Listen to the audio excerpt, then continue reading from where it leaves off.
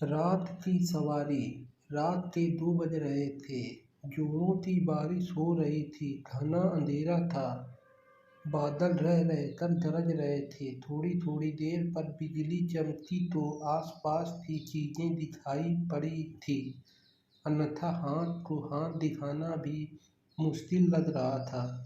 झारखंड के दक्षिला स्टेशन के बाहर रामदीन अपना ऑटो लगाए सवारी का इंतजार कर रहा था। इस मौसम में सवारी मिलने की उम्मीद कम थी, फिर भी हो सकता है कुछ देर बाद आने वाली ट्रेन से कोई सवारी आ जाए। करीब 1 घंटे बाद ट्रेन आई। थोड़ी देर बाद बिजली चमकने पर एक 18 वर्षीय सी मॉडल सी लड़की कंधे पर एक बैग लटकाए बाहर निकल दिखी। वह सीधे उसके ऑटो के पास पहुंची और मुसीबतें जाने को कहा। रामदीन ने कहा कि रात का वक्त है, इसलिए वह चलने पर 500 रुपये लूँगा, नहीं तो 2-4 घंटे इंतजार कर। रामदीन ने ऑटो बढ़ा दिया। करीब आधा घंटे बाद वह कथन तक पहुंचा। एक मकान के बाहर लड़की ने गाड़ी रुकवाई और घर से पैसे लेने की बात कहकर अंदर चली गई। काफी देर तक वह नहीं लौटी तो रामदीन अकेले बैठे बैठे परेशान हो गया। उसने घर का दरवाजा खटखटाया। काफी देर बाद एक बूढ़े ने आंखें मलते हुए दरवाजा खोला।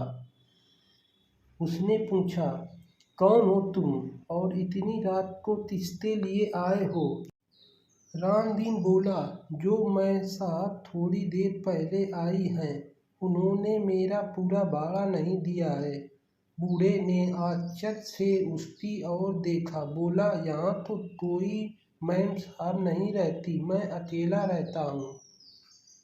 रामदीन की नज़र एक फोटो पर पड़ी। उसने यही मैम साहब तो आई थी, उन्हें स्टेशन से लेकर आया हूँ। बूढ़े ने उसे आश्चर्य से देखकर फिर उस लड़की को, बड़े 8 साल हो गए हैं, देखो फोटो पर माला डाला हुआ है, यह मेरी पोती थी, यह कहाँ आ सकती है? रामदीन के होश उड़ गए। वह चुपचाप अपने ऑटो के पास पहुंचा।